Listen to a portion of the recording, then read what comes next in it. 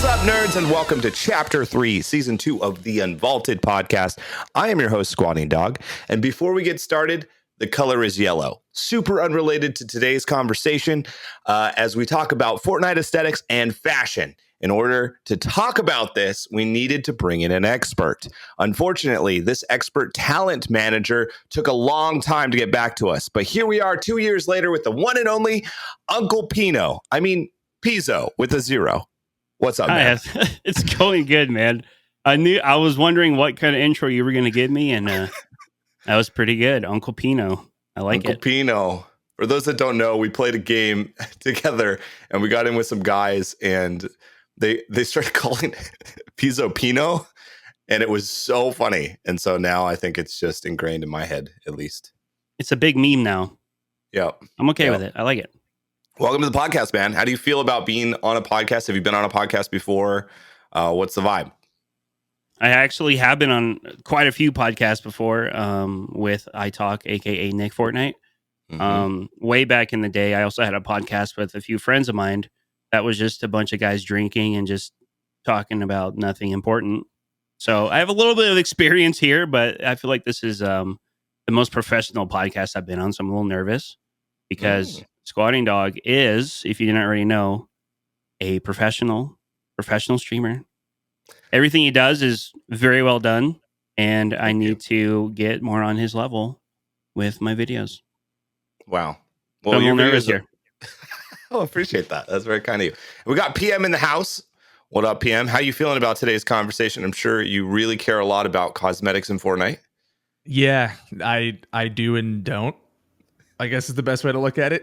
Recently, I've been a little bummed about it, but I'm excited to talk more about why I think the superhero skins are the greatest things on the planet. And not the Marvel ones. I'm talking about the changeable ones. So the sweaty mixed sweat lords. So, yeah.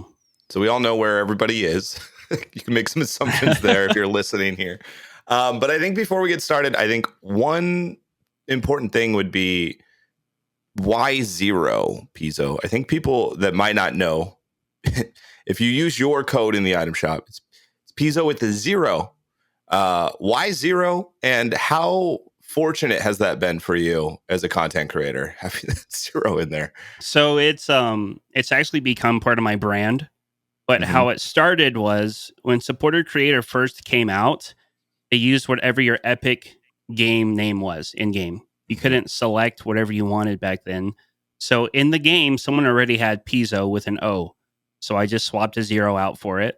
And I had to emphasize every time I was plugging my code that's with a zero, because I have had people impersonate me as a creator and have the creator code PIZO.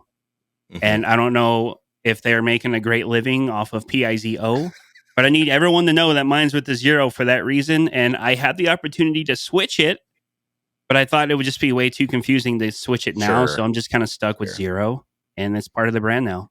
Yeah. I get that. I feel like the same thing with Squatingdog. There's somebody out there with two T's that's just like easy for me because it's spelled correctly. So it's funny. They can't. Funny they that's can't the give case. you both. They can't give you both. Oh, I don't think so. And it's funny to think about that now that you bring it up, because I wonder if, if you had both, would you be like a millionaire? And you just didn't know. I honestly don't. I don't think it'd be that that crazy, but I've definitely thought about it. I don't think it's allowed, but I've thought about making another applying for supporter creator with that tag only, and just don't use it. But I don't think you're allowed to just hold a name like that. It reminds me of like companies that buy websites that are like misspelled. Like if you like Google would buy Google with like 2 G's, and it's like because they know they mean Google and it just redirects you to Google. Like would that apply here, where it's like, hey, I spelled squatting with 2 T's, but it actually is going to go to the right one? I feel like that would make more sense. Yeah, that's interesting. Well, thanks for sharing that. If our listeners don't know about you, which if you don't, I want you to feel a little bit of shame and guilt. This man has painstakingly probably helped you put together combos for literally every outfit, and there are a lot of outfits. So you got to make sure you check him out. He streams. He's on YouTube. He's on TikTok. He's on it all. Okay. If you're not following my friend, then I am personally offended by you. But for those that might not know Pizo, what can you tell us a little bit about yourself? Who are you? What got you into content creation for Fortnite? And then what type of content you kind of create? Okay, so back in, I would say 2011, I was very interested in Call of Duty content. I was watching Nate Shot and all the Optic guys, and I'm like, man, like, what is this thing called streaming? So eventually I had tried that after the military, and it wasn't going so well. Streaming is very difficult. Creating content is very difficult when no one knows who you are. And I always kind of had a spending problem. So in Halo, what was it, the Master Chief collection, I believe, I started buying like all of the Halo packs. So eventually I wasn't getting any more armor in the packs. I was just getting like currency, which told me I had everything they could give me. And I made a video on that and it did very well. But it didn't click to that I should focus more on essentially reviewing things until about 2017. I was still trying to do H1Z1 videos, streaming H1Z1, playing PUBG, even though I think it's a really ugly looking game aesthetically. Like, I think PUBG just looks gross and brown and tan and gross. So I was trying PUBG, and I was doing vlogging with skateboarding and photography and all kinds of things, just trying to get my foot in the door so I could eventually be my own boss, which is what I think I've achieved, even though I still kind of answer to the item shop every day. But a friend of mine who's a sneakerhead, his name is Fabian, he's like, hey man, like, why don't you do before you buys in Fortnite like people do with sneakers?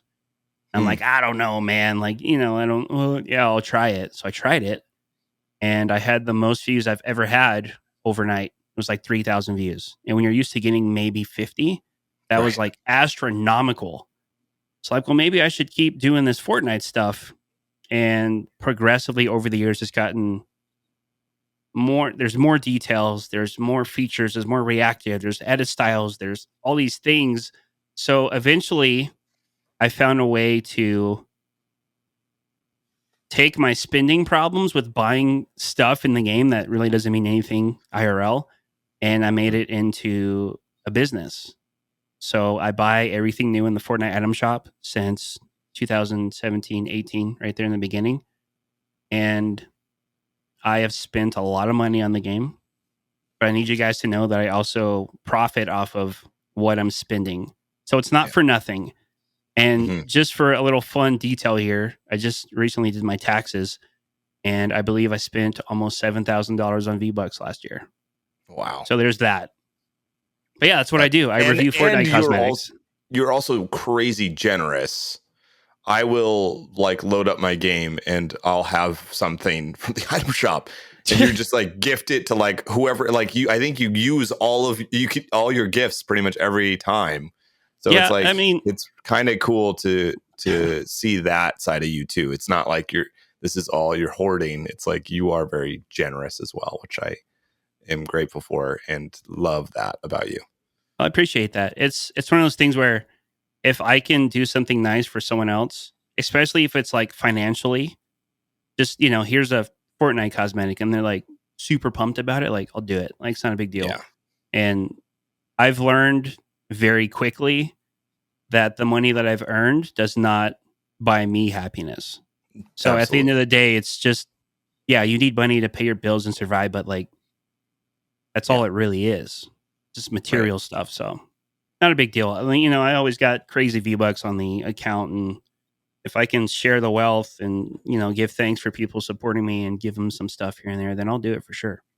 Yeah. And I feel like Pizo's also an advocate for YouTubers. I think like I love hearing your voice about like how hard it is. I think you resonate really well with how hard it is to be a content creator. It is not an easy thing. I think a lot of kids these days are looking just to get a supported creator. So they're just like grinding however they can get 1,000 on whatever platform. And when they get there, they're like, yes, I have a code. And then they realize like nobody uses their code. And you're like, it's after you accomplish something, there's another deficit every time of the way. Like it's like definitely 3 steps up, 2 steps back, like the entire time you're going.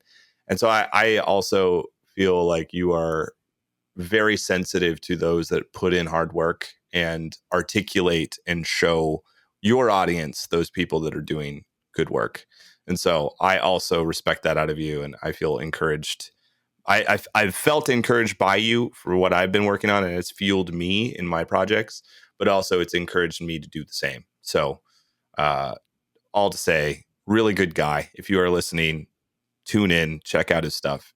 You won't regret it for sure. I appreciate that, man. That's I'm gonna cry now. No, yeah, YouTube is really hard. It is really hard. I think a lot of people only see the positive side of it. They don't see, like what you have to sacrifice to be available, like myself and others are, for the item shop every day. And I've gotten really loosey goosey with it lately, to the point where I'm not going to miss out on moments I know I can't get back. Right. Like my nephew's first soccer game, or whatever it is. Like I put those things first now, and in the past I would always put the item shop first. Yeah. So I've definitely like flipped a new page where people just need to be patient and understand that I want to also have a life outside of the game. So it's hard to balance it, but I think I'm starting to figure it out. Yeah. But yeah, I also try to, like when I see someone in the community that's really putting in the time and the effort, and I know what kind of person they are off of the internet as well. Perfect example, Irto, great guy on and off the internet, makes great content. I would probably say makes better combos than I do. Yeah. I've been trying to help him in any way that I can to share a piece of the pie with the cosmetic side of Fortnite, because I know I'm not the best combo creator out there. I just kind of I kind of like pave the road for other people to kind of follow what worked for me. Yeah. So it's kind of cool. Like I don't want to be in this, I don't know what you would call it, not on this level, but I don't want to be here alone. So I want to like try to bring people with me to understand like you can do this.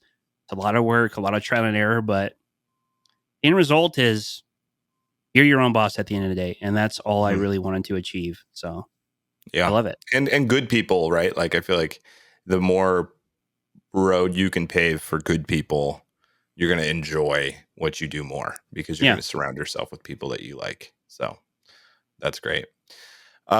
So this whole podcast, I think we're going to just kind of angle towards cosmetics and all of that. And so from you, I'd love to hear and give our listeners an understanding of like the current Fortnite outfit situation. So if you're new to Fortnite at all, which I don't think you would be if you're listening to this podcast, but essentially you can outfit your character with different things to make it look different from other people. Some people don't care about that and all want to look the same. We'll talk about that. But Pizo, how many outfits are in existence? And then how many do you own as of right now, which is, I think, April 27th? So I can't give you the exact total of all time, but I can tell you that I own 1,298 Fortnite skins. So there's a little over 1,300. I believe I'm missing four outfits in the game. Okay. So I think we just broke 3,000 or 1,200, 1,300. Yeah, 1,300 with the Street Fighter stuff, I believe. Or maybe. Okay. Yeah. So 1,300 outfits. Overall, I mean, cosmetic wise, it's thousands of like, because you can do your pickaxe, you can do your glider, you can do your contrail. There's all these things. And you could buy a battle pass that usually clumps all this stuff up together. And if you do your challenges, you get all of that stuff as well. So there's this like ongoing business model that Epic uses where you can purchase an outfit to set yourself apart. And Epic is pushing us in a direction of the metaverse, and rightfully so, because they've been able to essentially take brands that are competitors and put them in the same game, giving kids the ability to just essentially do whatever they want with the outfits that they want, right? in some respects, you know, like you can't put there's certain restrictions like that they have on some outfits, which a lot of the community is kind of bummed out about. But I'm sure that's part of the brand deal that Fortnite themselves is trying to get these things in on. But I'm curious from you, like, where could you give us like a little bit of a history of like the evolution of cosmetics over time? Like, where did we start, and then where are we now? And then also, how did brand participation kind of come about based off of your knowledge of you've been playing this game since the beginning? So, what's your knowledge on all that? So it started off really basic. It was an outfit and a tool you could use, and then you had your glider.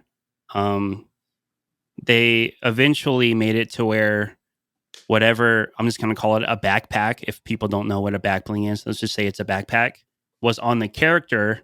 They eventually evolved it to, well, now you can put that backpack on any of your outfits you have, which means now you can mix and match things that you couldn't ever do before. And that's where I really started to excel, because I was buying everything in the game to that point. So I would show a new backpack on all of my Fortnite locker, and I would just go through one by one, and I'd be like, ooh, yeah. You know, like that was like my content. Like, this is what this looks like on everything Just in my locker. sounds. And it started evolving to where, well, now this outfit has two colors. One's all red, and now the other style is all blue. So now you have different edit styles within the outfit and or back bling. And then they started evolving to, well, if you perform a certain activity in the game, dealing damage to somebody, opening a chest, now your outfit does something. So now it's reactive to certain things in the game. And then it's like a snowball, you know? They're like, well, we did this, so now let's try this. And then it just keeps evolving, and then more cosmetics. And now you have weapon wraps. Now your weapon can look like a specific design in the game. So now it's like, well, can I pair this weapon wrap with this outfit? But since this needs more of one color, can I put this colored back bling on here to kind of make it all come full circle? So it starts getting very, I guess, technical with what you can create for the way you want to look in the game. And it's gotten to a point where people like me have built a career out of how advanced it's gotten and what you can do to set yourself apart. And also there's certain things where it won't even be a color match, it's a theme, you know? So it makes sense that someone from Street Fighter, like Blanca, who just came out, has a lightning bolt on his back because he does electrical damage.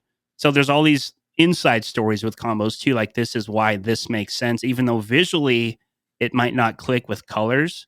So it's like Fortnite fashion, and you're also building a story within the combo as well. So it gets very overwhelming for me because now a skin comes out, and let me see how many backblings there are, not including edit styles.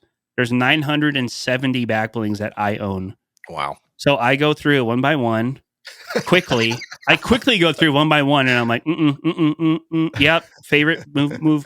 Ooh, that's pretty cool. And so it, you know, like, I know a lot of people appreciate the time and effort, but a lot of people don't care anymore because it's gotten so advanced. Sure. It's almost normal to see something new in the item shop now. Like, oh, there's another this, there's another that. So yeah, it's tough to kind of keep the viewer engagement on the videos because I've had basically the same formula since day one. I buy it, I flip to me playing with it and testing it, and then I go to the combos and then my outro. It's been the same recipe for 4 years, and it still works.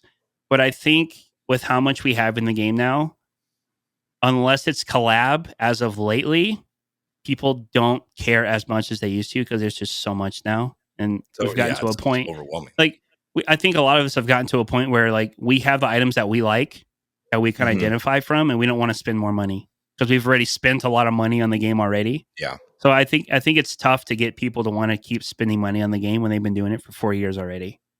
So well, I feel like also you're kind of like, in some sense, a library, I would say. Like, if you gifted me a skin that I didn't have access to previously, and I'm like, oh, like, this is awesome, I didn't realize, I want to put a combo together. Like, I wonder what combos go well with this random outfit I was just gifted.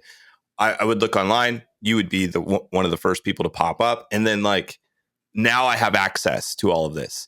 It's like in some ways views kind of come later with your content, which is actually kind of the best type of content to create because it builds on itself over time, and you can have revenue over the history of your life. So I think there is some pros to that rather than like something happening in the game. A lot of people just do like content update videos. Those videos will boom for a little bit, but then no one will ever go back to that unless they're like, oh, I wonder what happened way back then. But that's a weird thing for people to do. So I think like that's kind of interesting. I also think something that's unique about Fortnite that is worth mentioning is most games that you would purchase, 4 years ago would be when you would buy something financially inside of the game itself. Once that game flipped to like Battlefield 5, everything you purchased for Battlefield 4 is useless. Like, and it leaves the person that's playing the game to feel that. I think we've had games previously where we've always felt that. Yeah. And so even this whole conversation, I think for some listeners are like, why are we talking about it? Like this is kind of a big deal because Fortnite has kept up. And when Fortnite, quote unquote, 2, if ever that happens, if they decide to go that route, you better believe everything that has ever been created goes with it because they're constantly allowing you to use those things. It's not like a new season comes out and all of the stuff that you had leaves and you now don't have it. Like that's what's crazy about this is some people are so neurotic about their outfits because they have the Renegade Raider from the very, whenever it is, like there's value. And I think like Fortnite wants that experience. They want you to go, oh, you played that one random event when we did this Nike collaboration and you got that shoe. Awesome. Yeah. Like you now have that. No one else has that. And so it builds like this really cool, like dynamic where I could play with some of my old friends and they can come in and drop a season battle pass that most people didn't play and run around in that character. And people will stop and look at them and they can still have that feeling of like, I have something rare in this game. And so I think like that is very unique to Fortnite. They kind of push that forward. And we're seeing a lot of other companies now follow suit where it's like, if you buy Snoop Dogg in Warzone, like you better keep it because I spent like $30 on that. I want to make sure I have that in the game. So I think like that evolution is also really crucial to talk about in Fortnite. And then you mix that with now the metaverse where they're bringing in brands. How do you see the evolution of that happening, Pizo? Because I feel like there's a conversation here where people get frustrated about the amount of brand deals that are coming through, the amount of like that versus just OG content from Fortnite. I feel like there's this influx of like a conversation online of like people being very bitter about like, I don't want to buy a Marvel season, I don't want that. Or like, where's the OG stuff? Or like, I love any type of collaboration, blah, blah, blah, blah, blah. How do you see the evolution of that happening to where we are now? And where do you think that tension comes from people that are like kind of frustrated about it? So I'm going to answer that, but I just want to go back to how well-rounded what you purchased 4 years ago is still usable now. Yeah. You're not gambling with your currency in the game. You're buying exactly what you're looking at. You're not opening a loot box and hoping you get something. So that's where Fortnite is different as well. You're getting exactly what you're paying for. Compared to, when I was opening all those Halo packs, it was gambling. I didn't know what was going to be in there until I got it. So I think that's also where Fortnite excels is you get exactly what you're paying for. You're not hoping it, you're not rolling the dice ever. As far as the evolution of like collabs and all these brand deals, for me, who knows nothing about everything that seems to come into Fortnite, it's very frustrating to a certain extent.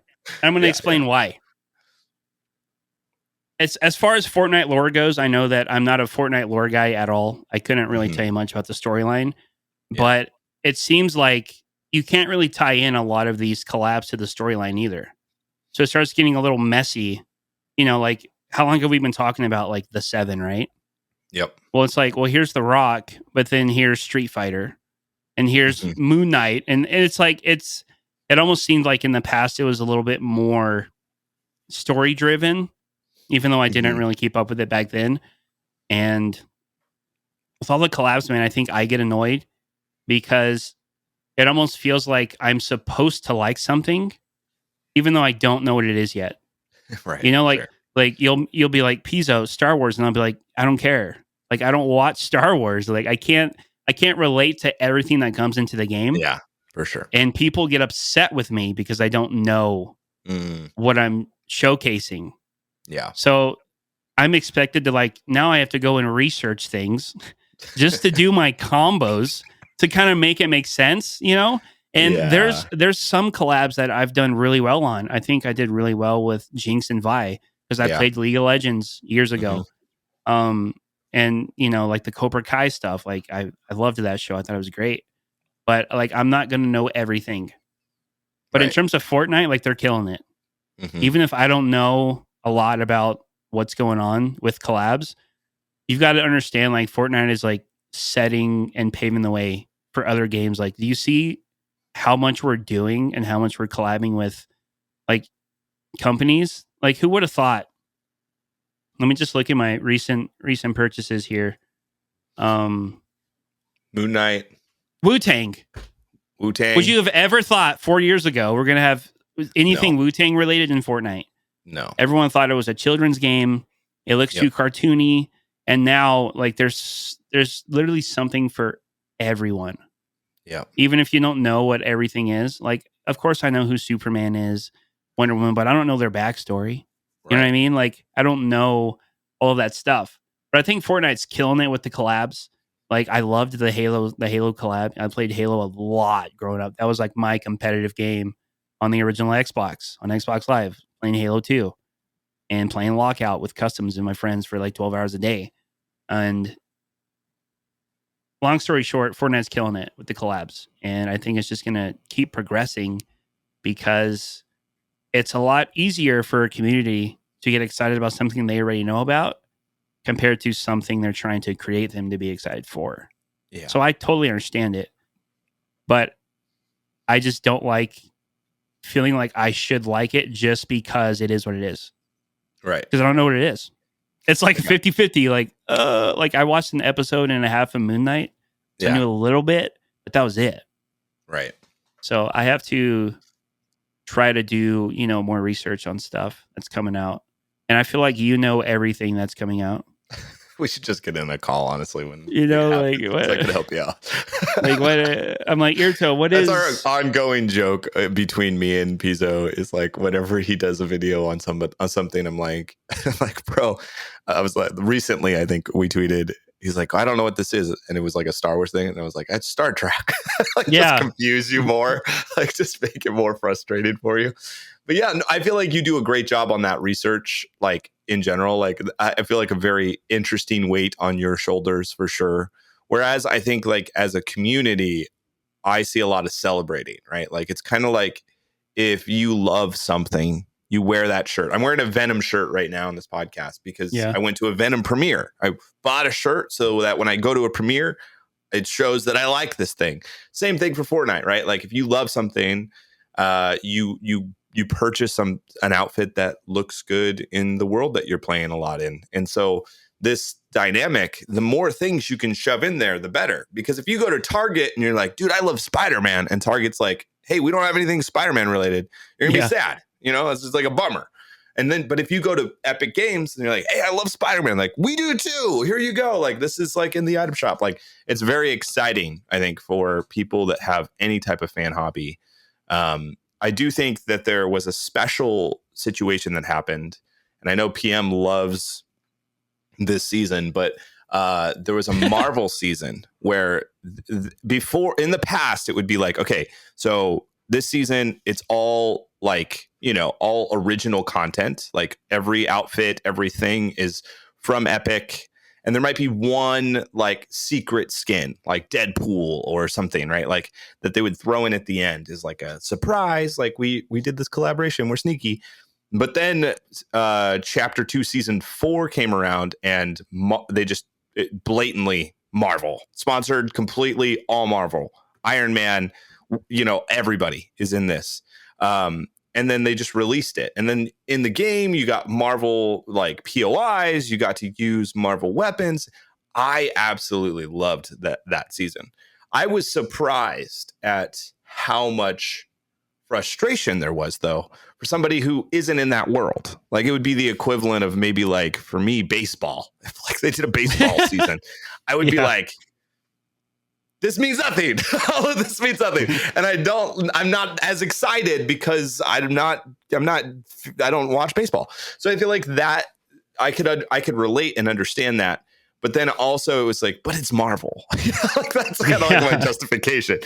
But what are your guys' thoughts on that season? Do you think we will see something like that again? Was that a test and Epic has kind of steered away from that now? Because we haven't seen something like that since, but I'm curious of your guys' thoughts. You can go first, PM. I mean, first of all, they're definitely going to do it again. Like, let's keep it real here. They're going to want to make money, and they're definitely going to do it again in some fashion. Whether it's Marvel, DC, any other Lego, Pokemon, you can name it. They will come up with another battle pass that'll be fully related to one specific thing. I'm indifferent about it. I'm a huge Marvel fanboy. I watch all the new Rockstar stuff. I'm deep into the lore of it. I love Marvel. I didn't really love that season. I didn't like any of the skins. I don't wear any of the skins. I just got them because I feel like I needed to get them. I haven't missed a battle pass, and I won't do that now. So I wasn't excited about that collaboration, but at the same time, I'm not going to hate Epic for doing that. I mean, it's kind of easy money. That's the cheesiest way to put it, but it's pretty much easy money. And why would they say no to that? Yeah, I agree. I wasn't super pumped about it. The things that, like, I can't relate to it. I wasn't excited about a lot. Of course, a lot of the characters were familiar from their names alone, but I couldn't tell you their backstory or, any of that stuff. I think I waited till the last minute to do my challenges to get like all of the battle pass stuff done. Yeah. But like, you have to understand that they're gonna try different things. They're always like trying something new. They're always risking something. Like, they took out builds for 2 weeks.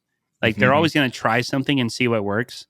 And I think from a content creator standpoint, we also will throw out something like a curveball and see how it does. Like, okay, maybe I don't try that again, or maybe I can do it better next time because they kind of liked it, but they weren't completely invested in it. And I think that we're going to see some Star Wars stuff soon. Yeah. I think a Star Wars season makes the most sense to me. But I love Mandalorian. I love Mandalorian. I watch. There's very few occasions where I've watched things because of Fortnite. I watched both Ant-Mans, and I really enjoyed it. That's cool. I watched all of the Iron Mans, and I enjoyed it. I thought the first one was the best because I like the where it started storyline. After that, it's just kind of like, okay, whatever. But Ant-Man was cool. Iron Man was cool. Mandalorian, loved it. Didn't think I was. I got hooked within like the first 5-10 minutes. Yeah. So there are occasions where Fortnite has made me fall in love with something, but it's like 2 out of 10 times I'll actually get invested in something. We couldn't get you to shut up about the Ariana Grande albums that you purchased after that event. You just started jamming out real hard. She's super talented. Super talented. But I do think that's crazy, right? Like, we've got a cool. That's a really interesting thing where it's like, I would love to see the data from Marvel's side of things, right? Where they're like, full season. I want to know what like when they do the comic crossover. Would love to see the numbers when they didn't do that and when they did that. Like, how many people bought comics? Maybe not to get into comics, but to get the cosmetic. And then, like, I wonder if there's any translation, right? Like, maybe they read those comics and were like, oh, I kind of like this. Like, and then bought more comics. I don't know. Like, it would be really interesting to see that revitalization of brands. Like, I don't know what's going on with Wu-Tang right now in terms of albums or anything, but I wonder if their Spotify play, like, Spotify is just going crazy with that. I'm sure Like, it did. Yeah. I wouldn't be surprised if that's a way for brands to be like, hey, we haven't done anything in a while, but we're beloved. We have a huge fan base. What if we throw something into Fortnite and then see if that actually benefits the rest of our products, merch, whatever it be, right? Like, it's very interesting. It is. Yeah, and what were you going to say? I was gonna say there are 2 collaborations that if it does happen, I will probably be on my computer at 4:59 p.m. Pacific time with my credit card ready, and that would be Drake. If they came out with the Drake collaboration, that's it's done. Give me Drake with an OVO owl back bling and a pickaxe that kind of symbolizes something. I will buy anything they put out immediately. And then if they did Pokemon. If they did a Pokemon collab, if they had Ash Ketchum somewhere in there, or Misty or Brock, and your back bling was one of the 101 originals, sign me up. Those 2, give it to me all day long. That's totally fine. I'm a huge hip hop and rap connoisseur. I've been in the game. I've produced, engineered stuff for years. When I saw Wu-Tang was coming in, I didn't care. Yeah. I was like, okay, this is just obviously Wu-Tang being like, can we make something for Fortnite and get our streams up, which is smart. I have no problem with that. That's smart. The quote unquote boomers, I know they're not really boomers, will love that and be like, oh my God, this is so cool. Like, I need this. But it doesn't really do anything for me because I love the OG skins of Fortnite. Like, I love the earlier stuff before the collaborations. And so the more collaborations that are not related to that come into the game or don't speak to me personally, I just avoid it. I didn't buy the Wu-Tang stuff, and I will not buy the Wu-Tang stuff.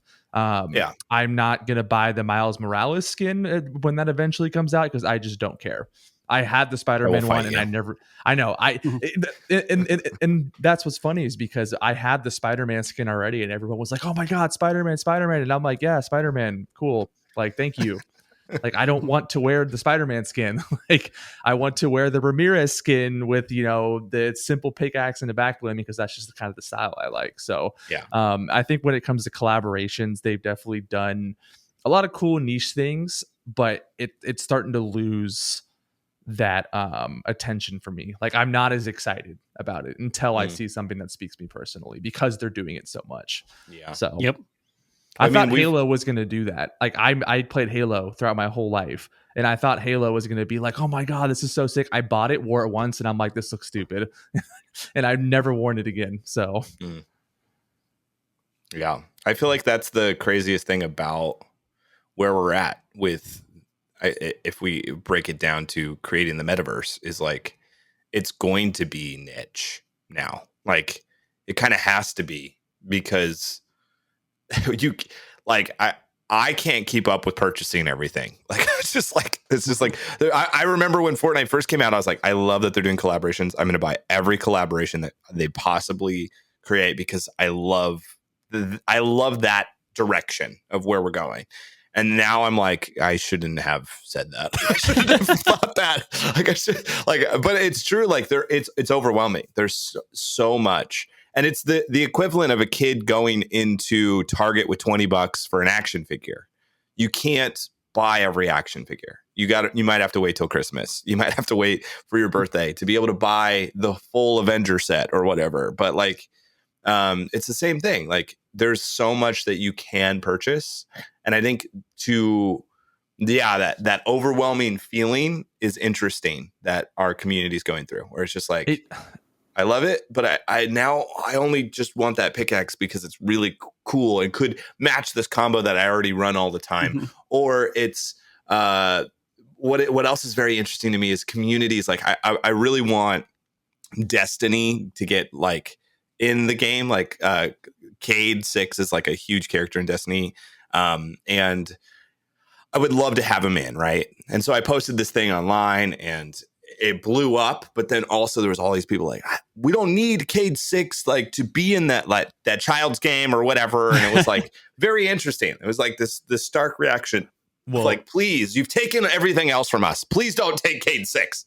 I found it very like unique of like, oh, there's a community out there that is just like hellbent on making sure that the things that they love aren't inside of Fortnite, like Harry Potter. Like, I imagine like the Harry Potter universe being just like, no, like, please, Yeah. no, don't That would take be a him from us. great Like, collaboration too. it would be awesome. It would be awesome. Imagine a full, like, that's another one that I think would be pretty rad. I love how both of our dogs have been just jumping up on us throughout this podcast.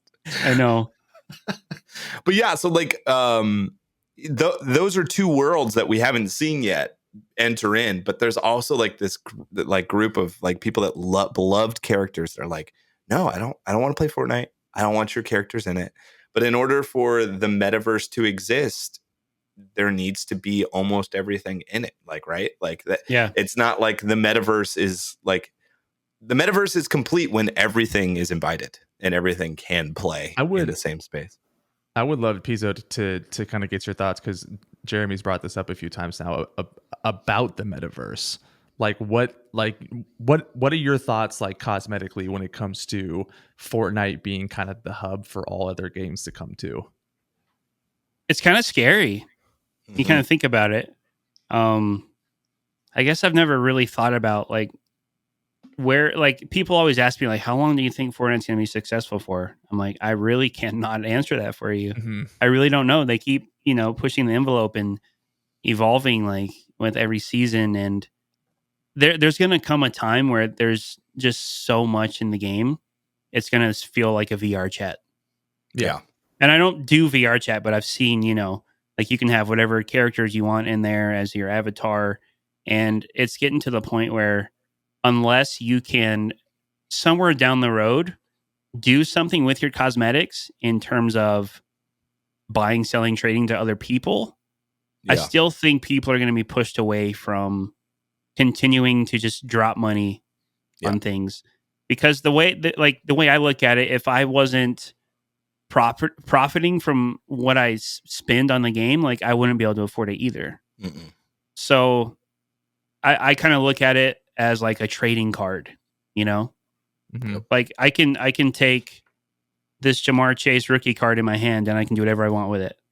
I can sell it. I can hold on to it until it's more sought after with supply and demand. And I know it would get very messy. Nick and I talked about this on one of his podcasts about eventually creating some type of currency, like with your V-Bucks, that you can transfer to real dollars again. Like, I have 11,000 V-Bucks right now, and I can't do anything with it unless I just spend more money in the game, So it would be very interesting in a metaverse to buy, sell, and trade cosmetics in the future, as long as people aren't getting scammed. And I'm sure that's why they don't allow it now. People aren't getting scammed and driving up the market or whatever. But I think if Epic Games could figure out a way to where they could also take a cut from all of your trading and selling, it would benefit everybody down the road. But I still think that it would be very difficult to make it run smoothly. But I think that would be an interesting idea moving forward if we eventually have all of these different things in there.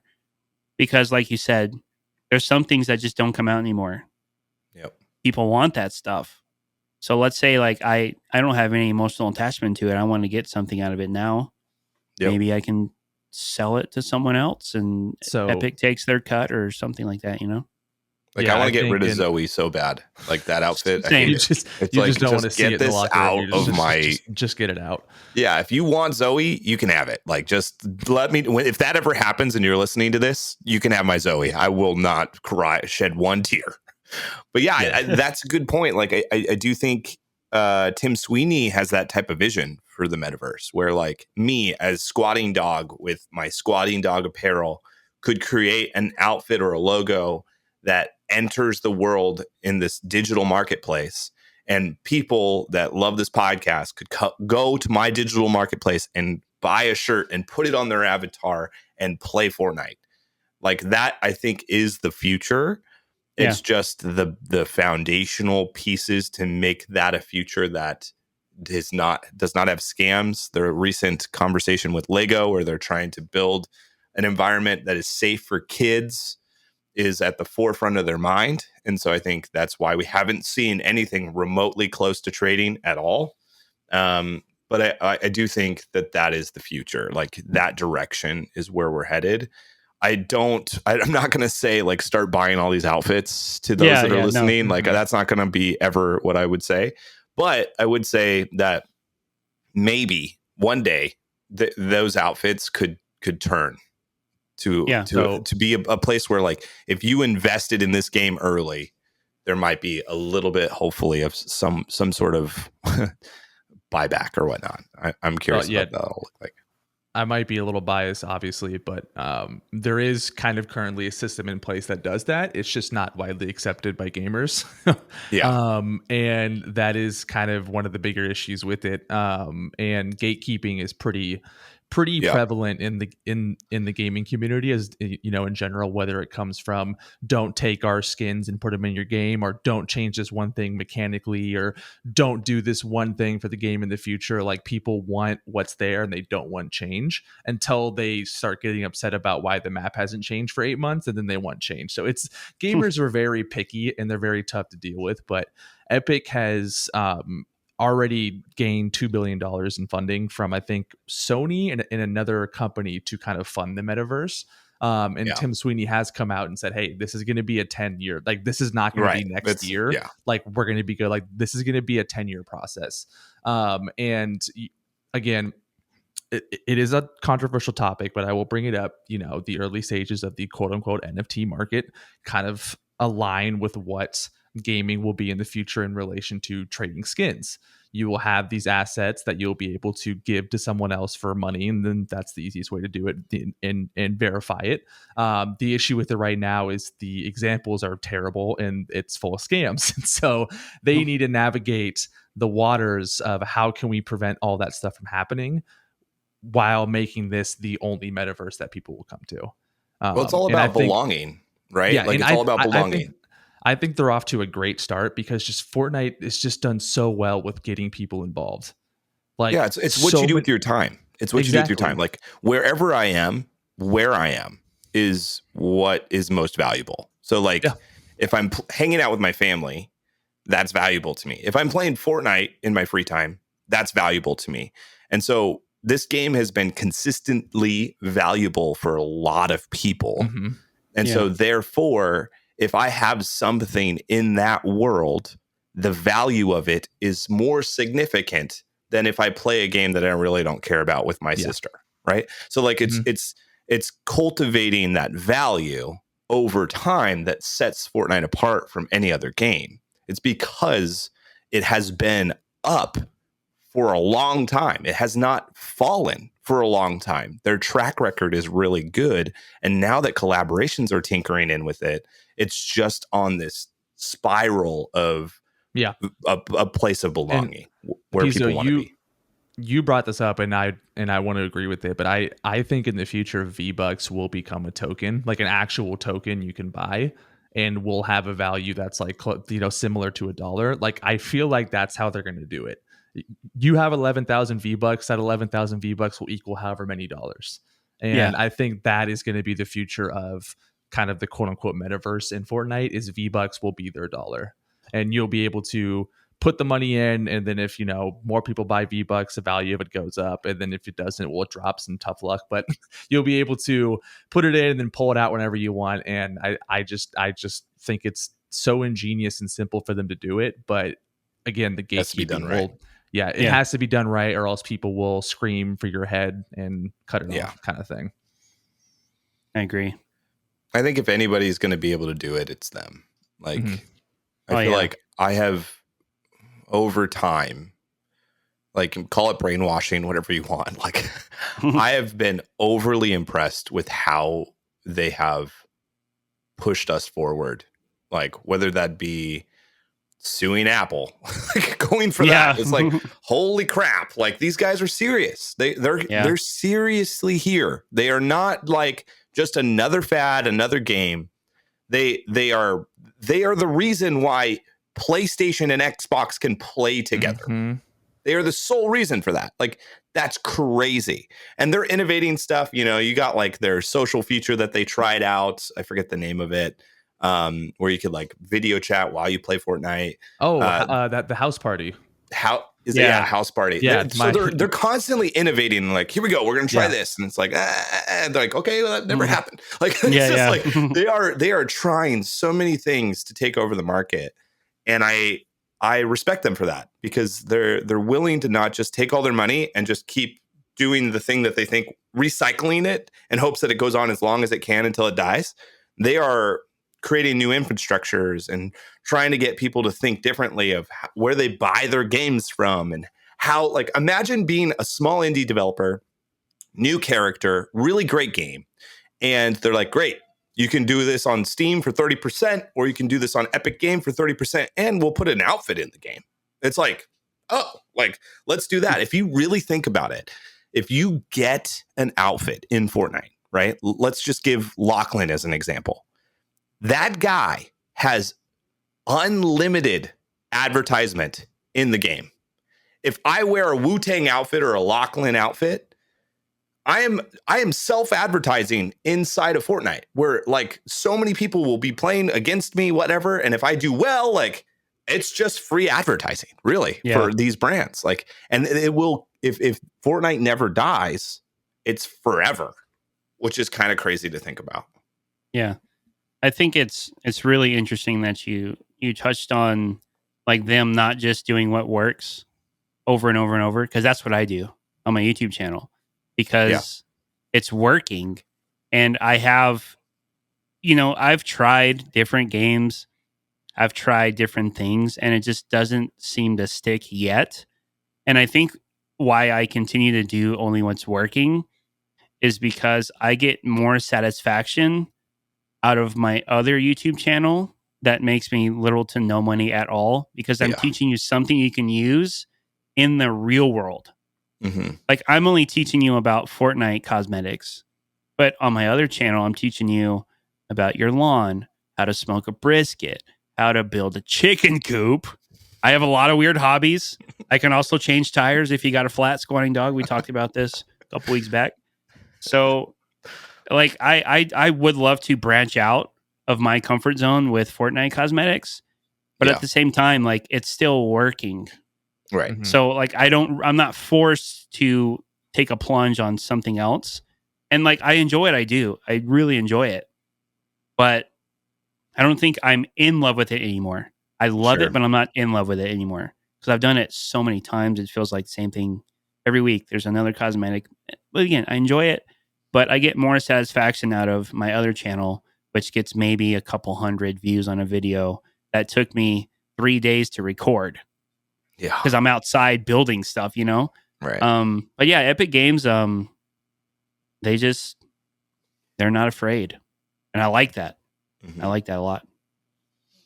Okay, so I think, like, what would be kind of fun to hear from everybody is, I would love to know what your top 3-ish favorite outfits are in the game currently, and maybe your least favorite 3. I think it would just be kind of fun to hear your thoughts, if you have them, if they come to mind. It doesn't have to be exactly 3, but just like a few that you like, a few that you really dislike, and why, if you have them. Okay. I'll start. I love Stage Slayer because he looks like he's in a band. Mm-hmm. And I play drums. I was in a punk rock band growing up, and he has a kick drum back bling, which I actually don't use a lot. It's a little bulky, but he's like a bootleg Slash, right? He's got the top hat and everything. So I love that skin. I love Triggerfish because it is a very, as accurate as you can be with a fish wearing it, military uniform.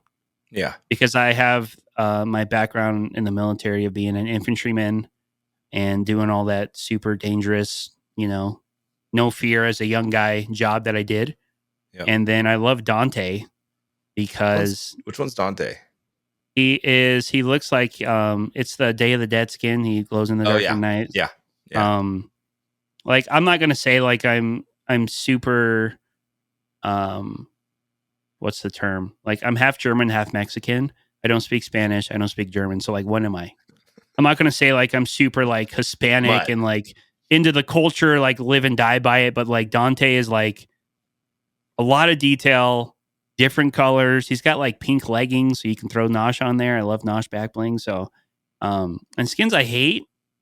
I mean, Zoe's got a wedgie. I say it all the time. Zoe picked that wedgie. Yeah. Don't like Zoe. Get her out of here. Mecha team leader, hate it. Oh. So bulky. You can't even see your weapon most of the time when you're aiming down sights. And I mean, there's a lot of skins I don't like. You would think I'd have them on the top of my head, but I just don't give them any thought. So I just forget about them. But those are the two that really like stand out to me. Yeah. Mecha team leader and Zoe. I'm sure there's more. Baba Yaga, very creative, but pop those warts, please. Bro, I love that is a very, very creative skin. I will say that. And you know what? I don't like how many peelies we have in the game. Okay. That's just me. Too many in the bunch. Too many. We got like a whole bushel of peelies now, you know? Yeah. It's some people identify by it. I get it. It just seems like a waste of a really fun idea. Like we had Potassius Peels, which is like a really cool Spartan somewhat looking, and then there's a banana wearing it. Like wasted the clothing on a banana. That's just my personal opinion. I don't like wearing it. I don't like wearing peely. And the stem goes into your cursor, you know. I don't know if you noticed that. That's true. That not drives me nuts for sure. I understand it's fun, but I don't like it. PM, what about you? Favorite, least favorites? So my first favorite is the Bright Bomber. Okay. Simply because my wife wore it for Halloween when I was just starting out playing Fortnite, and I kind of you're really attracted to your wife, right? And you can relate to it, and I like it. To it. You know what I mean? I like it.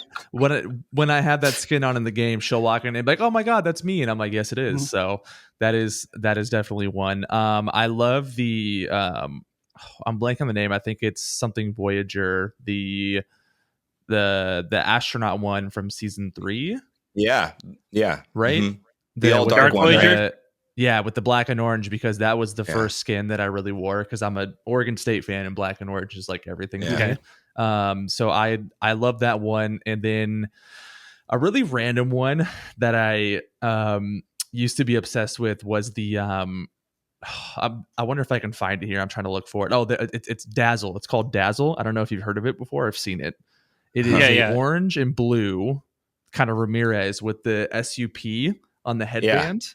Yeah. And the reason why I liked it was because it reminded me of Supreme. I love clothing and hype stuff and streetwear. So I wore that because I was like, oh, it's like Supreme. It's like a Supreme collab. And everyone was like, that's absolutely stupid. But I'm like, I don't care. So those are my 3 favorites. I do love the NBA ones. I'm glad they brought the NBA in, because I'm a huge Portland Trailblazer fan, and being able to wear a Blazer jersey was super cool. The ones I really don't like, I don't like that one Stranger Things one. The creature, the Demogorgon. Just nasty. I don't like any of the bananas, but I respect them if you wear them. More power to you. If you're a soccer skin, exactly. If you're a soccer skin, just throw your PC out the window. I don't want to see you. I'm trying to think of what else. And I genuinely don't like the people who wear default skins as like this I'm better than you kind of thing. Yeah. You know they're good. You can see them play. They've been playing for however many seasons, but they wear a default skin because they think they're better and that they are OG, and it just kind of rubs me the wrong way. So if any of my friends energy. Exactly. So if any of my friends are like, oh, I'm going to go default, I will call you out immediately for that. So that is good to know. Yeah, that is some of them. I'm trying to think of other ones that really stand out. So I mean, here's mine. Crystal. All right. I hate Crystal too. Oh yeah, me too. Hate that. Yep. I'm with it. Crystal, no go. Zoe, no go. I love the idea of the superhero outfits. I hate how the community has used them. I love it. Yeah. I love it because you got even the zombie ones are really rad. I'm like, yes, but then you go and play, and it's like no one's using their creativity at all with it. Like you could customize it like a million different ways, and it's all done the exact same way. So those are probably my least favorite right now. My favorite has to be Mullet Marauder. I don't have hair, but I had hair at one point in time, and I just love his energy. just like a very like vibrant character, and I think he's great. I have him, I chose him as my character to represent me for my own blocker bundle. I really love outfits that when you love one and then they're like, here's another edit style for you, or here's another like variant of it. Like feels so great. So for me, Hush was one that was kind of creepy at first, but I just loved how her tactical vibe. And then they're like, and for whatever reason, straps everywhere is just sure, whatever, but it's cool when you're like, when you run and there's like a lot going on with the outfit.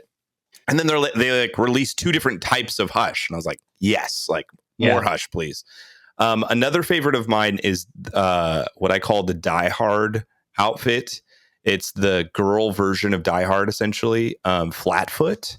She's really basic, but she's shoeless. She's shoeless. She's a cop, but it's based off of Die Hard. And I love that as well. And then I love Paradigm of the 7. Oh, yeah. Paradigm is so love sick. Her too. She's a female Mandalorian, dude. Yeah, exactly. She's awesome. It. Yeah. So those are mine. You didn't mention one, and I didn't mention either. But what about Dynamo? Dynamo is the wrestler skin. The lucha skins. Sure. That one's they were great until they weren't. Yeah, and you know what I mean. And then the famous who is it? Benji Fishy skin, the one that he always wears with the Taylor suit. Swift. Looks like Taylor Swift. Suit.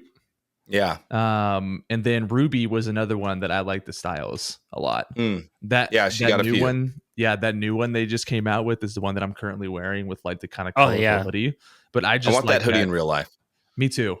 Looks so cool. Me too. Okay, so last question I got for us, guys, before we end this thing, which I feel like time has flied. Like this has been really cool. Thank you for your awesome responses. Thanks for letting me be here. Yeah, dude. So good to have you on. Got to have you on again. My last question, I think it has gotten lost in the history of time, is the rarity system of cosmetics. And I feel like if you go back in time, they make sense. Certain ones. Mm-hmm. Now it feels like they don't make sense. So if you were to go back, and look at some of our OG legendary outfits, you're like, no edit style, no nothing. And it makes sense because they didn't have any of that back then. Yeah.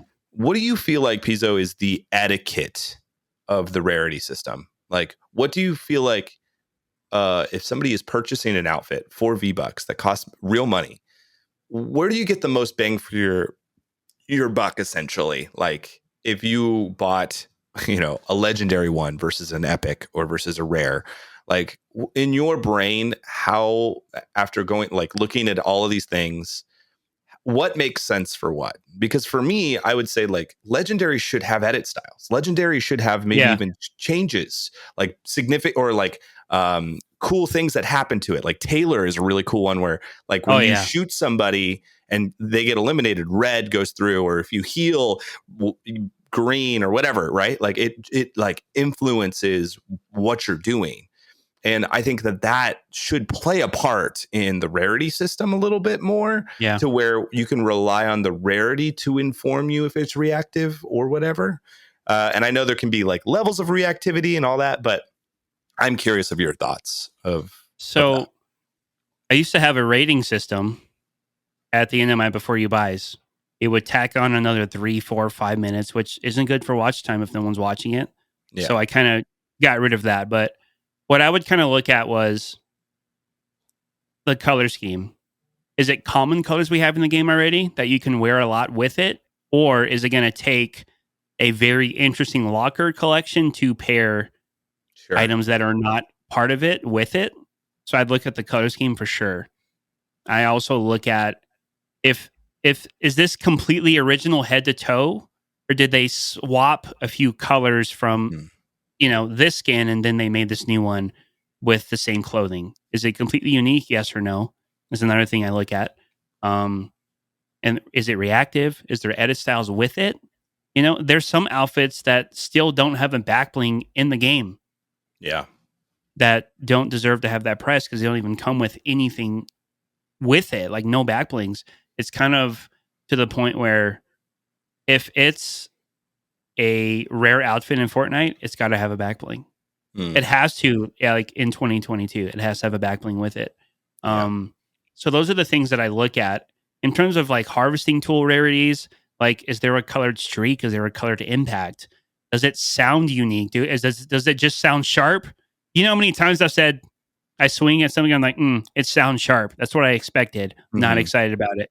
But there's a lot of, harvesting tools that have a really unique sound, a great streak, like an underrated streak that you can't see in the shop unless you watch my video. Hashtag ad. So there's a lot of different things that go into it now. Like, okay, like if I'm aiming down sights, am I losing a lot of vision on my left side of my screen? Because we don't like that. If you're a competitor, you want to be able to see more. If I can call it the battlefield, you want to see more on the battlefield around you. So there's a lot of things that kind of go into it. And there are a lot of skins outdated that don't deserve the rarity now, but back then they did. And they can't reverse that now. But I think what they could do, I know we have we have a Dark Love Ranger, a normal Love Ranger. Love Ranger is a legendary skin. Back then, it still doesn't have an edit style now. Yeah. In 2022. Flytrap barely got a back bling, a year ago? And that was a legendary skin that I bought with no back bling back then.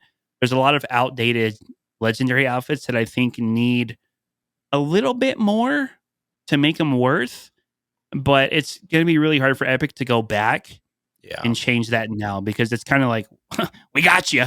Yeah. Too bad, Well, and what if my question is, what if they did something along the lines, how if you go to your item shop, you could, or to your skins, you could look at like a lava version or like a ice version or a Marvel version. They have like or a slurp version. They have like the cute backgrounds that are different.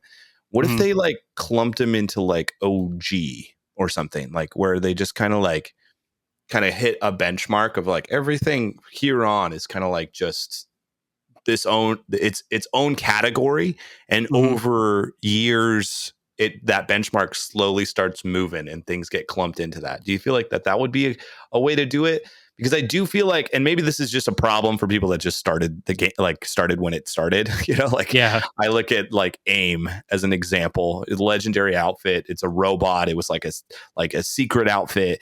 And there's nothing about it that is legendary. It's unique in its that it's its own thing, but like there isn't anything that's like, whoa, I could change this or do this. It's just kind of what it is.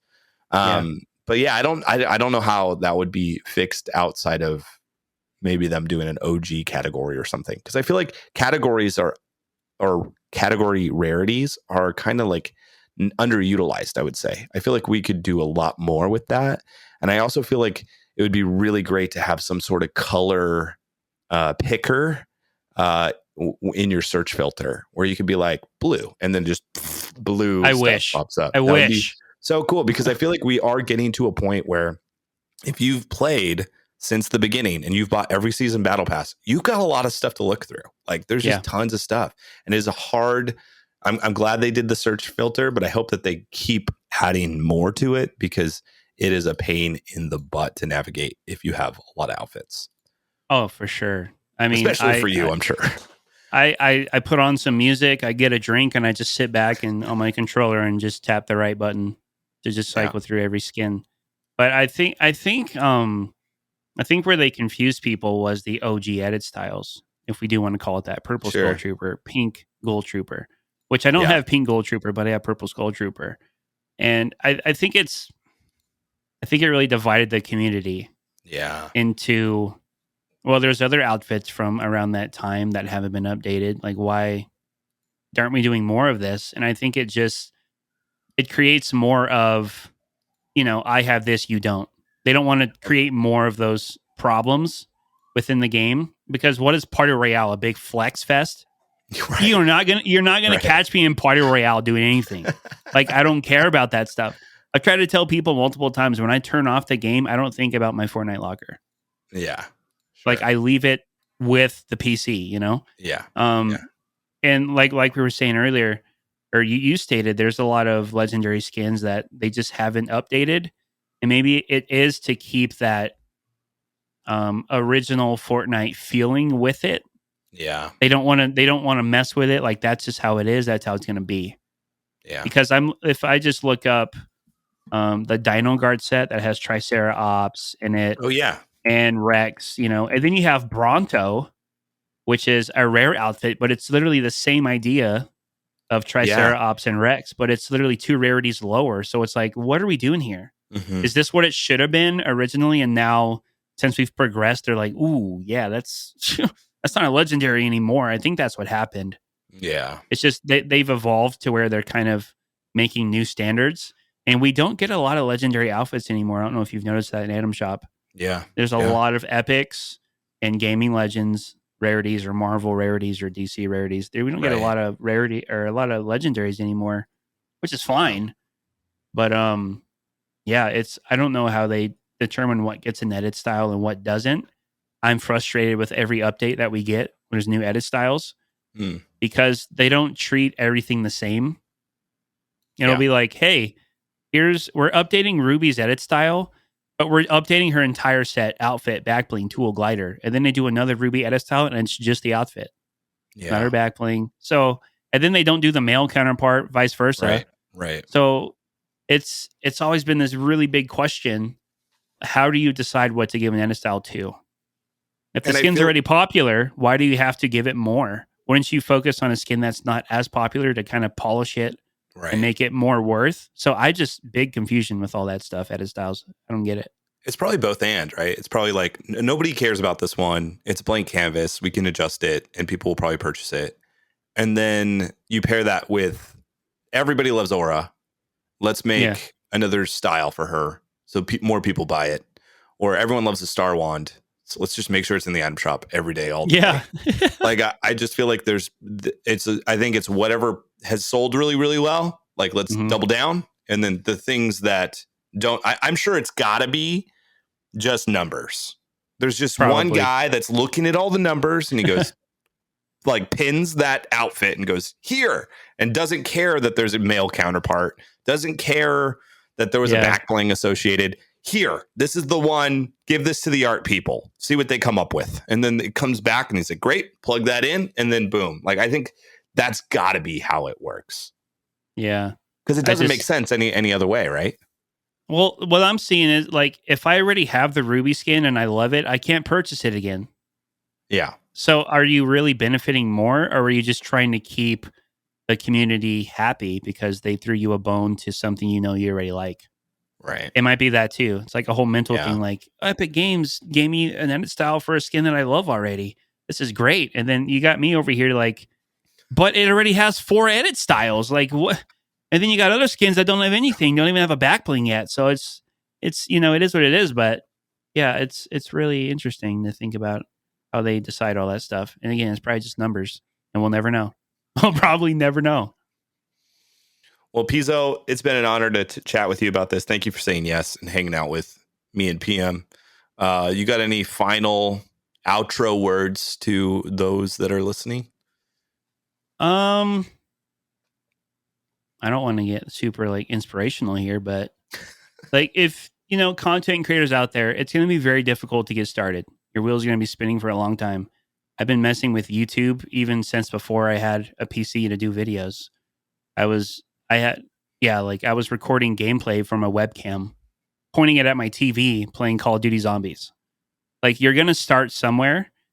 You have to find your niche. Like your community, you're going to have to find them. It's going to take time. It's definitely worth going through the struggles once you reach a place where you're doing it full time. Definitely worth it. But everyone has their own path and their own time frame it's going to take to get there. I look at Squatingdog and I'm like, his videos are so good. And on YouTube, it's like, what's going on? It's really hard. Like, this is what I tell my girlfriend, because she's like, you're always stressing about this. I'm like, I don't get paid the same for showing up every day. Yeah. It's always different. So if you want to make it in this industry, and I'm still trying to, I don't know, I don't have all the answers. I'm still not as successful as I think I might want to be. You have to try different things and wait till something sticks, and then just kind of write it out and throw in different things here and there, see if it works. And if not, well, now you know.